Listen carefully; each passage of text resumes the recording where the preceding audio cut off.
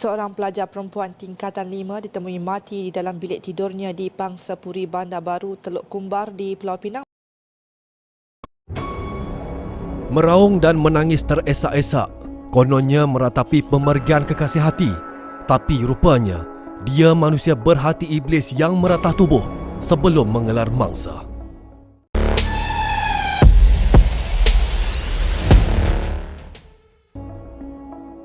Seorang pelajar perempuan tingkatan 5 ditemui mati di bilik tidurnya di Pangsapuri Bandar Baru Teluk Kumbar, Pulau Pinang dengan kesan kelar di leher 6 tahun lalu. Gadis berusia 17 tahun ini bakal menduduki peperiksaan Sijil Pelajaran Malaysia (SPM) beberapa hari sebelum mayatnya ditemui dalam keadaan tragis oleh bapanya. Mangsa Intan Suraya Mawardi meninggal dunia di tangan seorang pengawal keselamatan sekolah yang juga dipercayai teman lelakinya.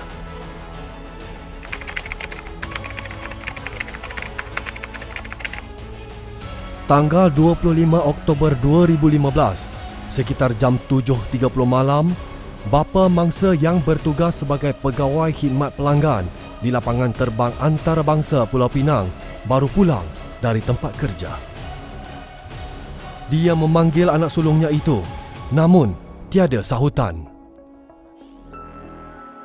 Hairan panggilan tidak berjawab, bapa mangsa kemudian masuk ke bilik anak gadisnya dan mendapati Intan Suraya dalam keadaan berselimut di atas katil. Hancurnya hati seorang bapa tatkala selimut menutupi tubuh anaknya diselak, yang tinggal hanyalah jasad tanpa nyawa. Intan Suraya ditemui meninggal dunia dengan tubuh berlumuran darah dalam keadaan separuh bogel.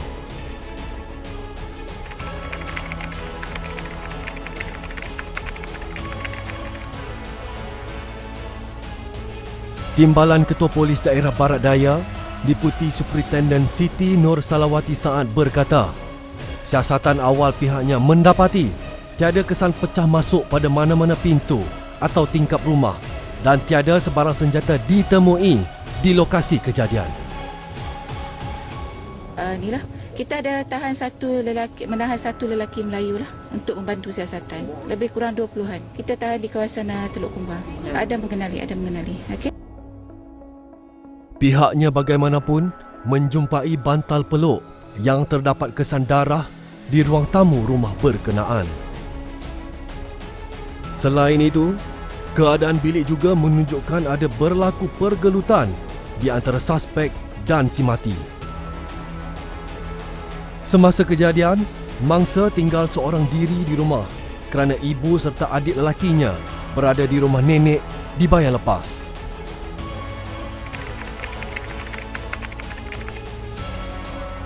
Selepas kejadian itu, kira-kira jam 8 malam, seorang pengawal keselamatan berusia 20-an datang ke rumah mangsa. Lelaki itu, Tarmizi Yaakob, meraung dan menangis teresak-esak selepas mengetahui kejadian menimpa Intan Suraya. Dia yang dipercayai teman lelaki mangsa turut meminta masuk ke rumah untuk melihat Intan Suraya. Namun, tidak dibenarkan ahli keluarga kerana bimbang akan mengganggu siasatan polis. Meskipun begitu, helah tangisan dan ratapannya tidak lama apabila jiran memaklumkan kepada ahli keluarga mangsa lelaki berkenaan sebelum ini pernah mengganggu dan sering dilihat menunggu mangsa di luar rumah. Ahli keluarga mangsa yang berasa curiga memaklumkan hal itu kepada pihak polis. Tarmizi kemudiannya ditahan dan jadi suspek utama pembunuhan Intan Suraya.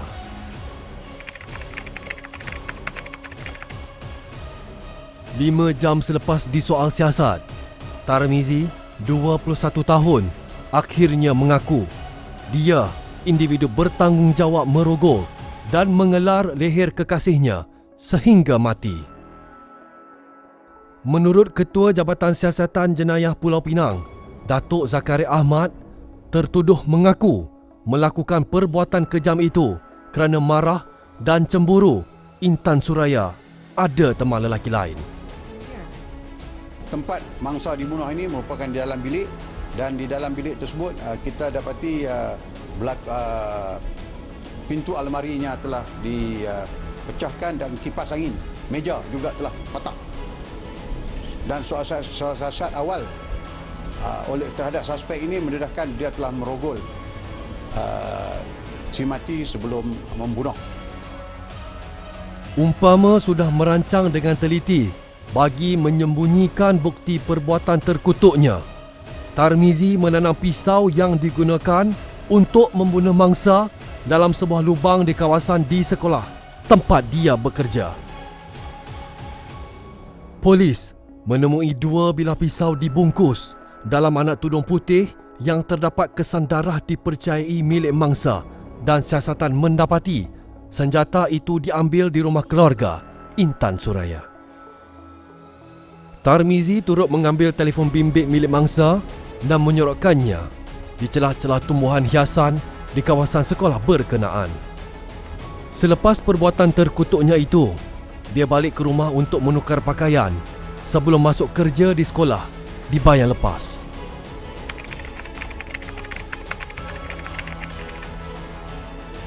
Tanggal 6 November 2015, suspek dihadapkan ke Mahkamah Magistrate di Balik Pulau atas pertuduhan membunuh seorang pelajar perempuan tingkatan 5 di rumah keluarganya di Teluk Kumbar. Mahkamah kemudian menetapkan 13 Januari 2016 sebagai tarikh sebutan semula kes bunuh Intan Suraya. Magistrate Nurul Rashidah Muhammad Akid menetapkan tarikh berkenaan bagi memperoleh laporan bedah siasat dan DNA mangsa. Bagaimanapun, tiada pengakuan direkodkan selepas pertuduhan terhadap Tarmizi yang tidak diwakili peguam dibaca di hadapan Magistrate Nurul Rashidah.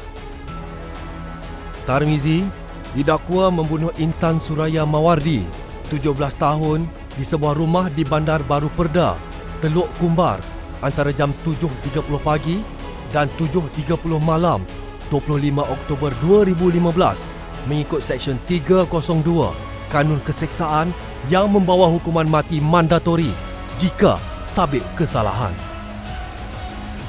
Pendakwaan dikendalikan oleh Timbalan Pendakwa Raya Syafiq Mahadi.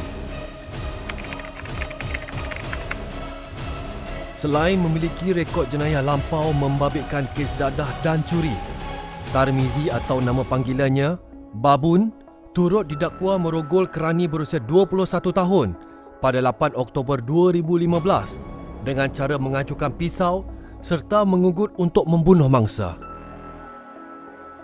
Dia didakwa melakukan perbuatan itu di Teluk Kumbar antara jam 4.30 hingga 5.30 pagi mengikut Seksyen 376(2)(B) Kanun Keseksaan yang membawa hukuman penjara maksimum 30 tahun dan sebatan.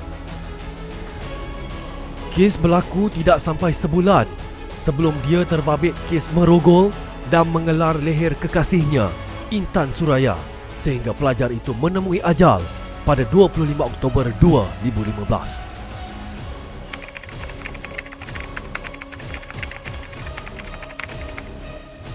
Empat tahun dibicarakan.